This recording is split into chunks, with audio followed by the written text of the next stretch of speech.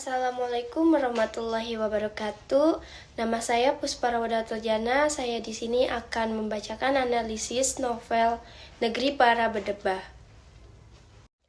Sinopsis dari novel tersebut dimulai oleh seorang konsultan bisnis hebat yang sering kali diundang mengisi seminar bahkan hingga ke luar negeri.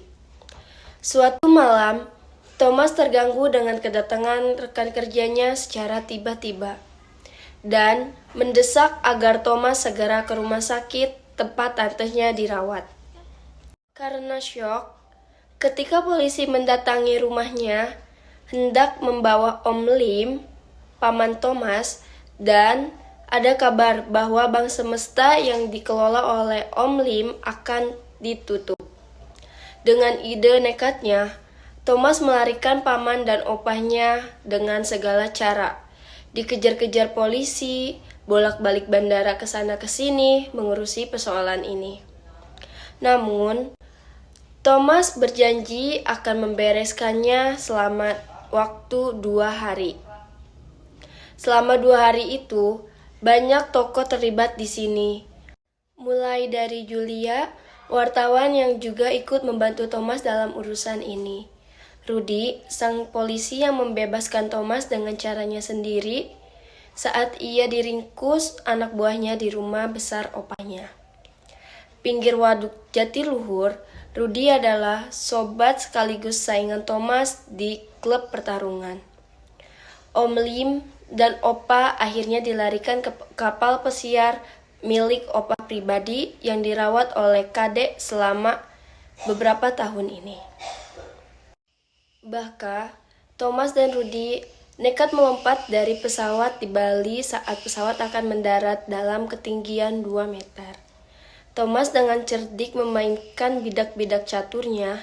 Ia ingin bank semesta tetap diselamatkan, namun tentunya harus ada banyak dana untuk mengumpulkan pihak-pihak lain. Ia memutuskan untuk menghubungkan 100 nasabah terbesar dalam bank ini untuk menyerahkan sepertiga tabungannya untuk menyumpal pihak lain itu. Daripada bank ditutup dan tidak ada yang tersisa, hal ini diurus oleh Ram, rekannya yang merupakan salah satu direktur bank itu. Hingga akhirnya Thomas berhasil dikepung polisi, namun dengan nekat, Thomas dan Rudy melawan 6 polisi itu. Namun, tantangan tidak hanya sampai di situ saja. Saat kapal pesiar yang dikemudikan Kadek mengarah ke Singapura untuk menghindari kejaran polisi, Thomas memutuskan terbang ke sana. Ia terkejut setelah melihat bahwa di dalamnya ada pengkhianat yang selama ini ia tak menduganya. Ram, yang selama ini bekerja dengan keluarganya, setelah disekolahkan oleh Opa, namun ia ingin menguasai aset-aset keluarga mereka di Hong Kong. Maka, ia menyandera Thomas dan keluarganya. Kadek dibuang di tengah laut dan dengan mudahnya Ram melempar Thomas dan Opa ke laut. Karena kemudi otomatis sudah dijalankan menuju Hong Kong dan ia akan segera menguasai harta-harta itu. Namun ternyata ia salah. Thomas tidak membuat kemudi itu ke Hong Kong, melainkan ke laut yang tidak terdaftar di navigasi. Dalam 2 hari tentu, kapal itu terapung-apung di tengah laut, dan tak ada kapal lain yang bisa menolongnya karena itu laut misterius. Sudah tersebar kabar tentang itu sejak dahulu. Thomas dan Opa diselamatkan oleh Kadek dengan kapal yang dikemudikannya. Kapal itu punya temannya Kadek di dermaga terdekat. Masih banyak yang harus diselesaikan Thomas di Jakarta. Bank semesta tidak jadi ditutup. Itulah sinopsis dari novel Negeri Para Berdebah. Dalam menganalisis novel tersebut, saya memakai pendekatan struktural karena pendekatan struktural sangat penting bagi Analisis karya sastra bertujuan agar membongkar atau keterkaitan semua unsur dan aspek karya sastra yang menghasilkan makna. Unsur intrinsik pada novel Negeri Para Berdebah ini bertemaan tentang ekonomi. Tokohnya itu, tokoh utamanya Thomas sebagai konsultan keuangan profesional, dan tokoh yang lainnya ada Julia, Om Lim, Maggie, Opa, Rudy, Ram, Tante Thomas, dan Kadek, dan yang lainnya.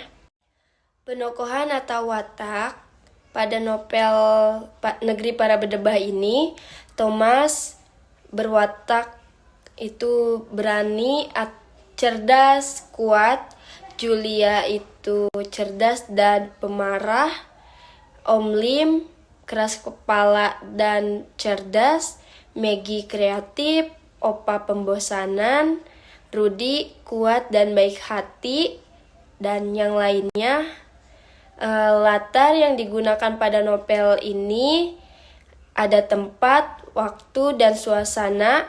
Suasana yang dipakai pada novel ini itu menegangkan, ribut, mengerikan, ramai. Alur cerita novel Negeri Para Berdebah ini menggunakan alur campuran karena novel ini kisahkan petualangan dan penyelinginya masa lalu tokoh utama. Gaya bahasa cukup sulit untuk dipahami bagi pemula.